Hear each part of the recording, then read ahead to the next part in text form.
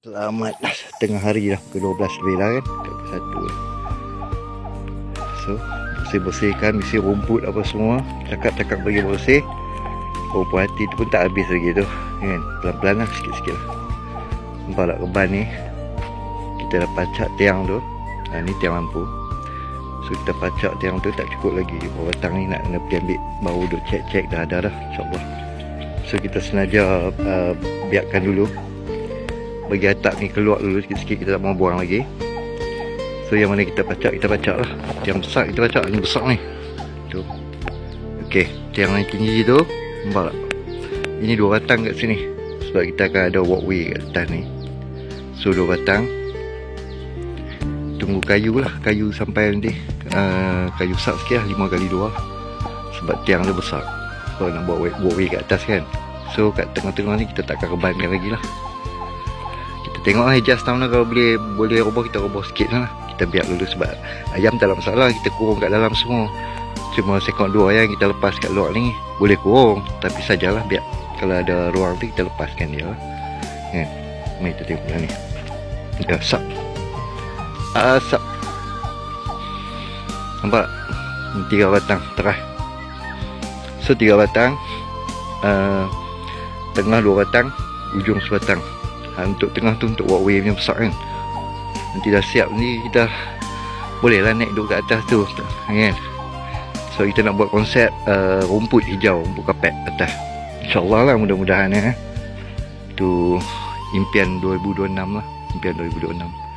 Tunggu kayu ke sampai, tak sampai lagi. Ok kita tengok. Ayam tak apa, dia boleh duduk kat dalam ni, kita boleh semua masuk kat dalam ni. Ada yang kat dalam ni pun ada, quarantine ke, yang untuk brooder semua kita masuk kat dalam ni lah. So kita buat open concept juga lah. Ok, ni ini tiang lampu. Ni 3 batang tu, ni tengah 2 batang, 6 batang lah semua, 6 batang. Sana dah pacak siap lah. Pacak terakhir kemas sikit, tengok kita ambil besar tu. Oi, heret bawa balik yang ni. Heret seorang-seorang pakai motor. Nampak tak? Puas puas hati lah, InsyaAllah.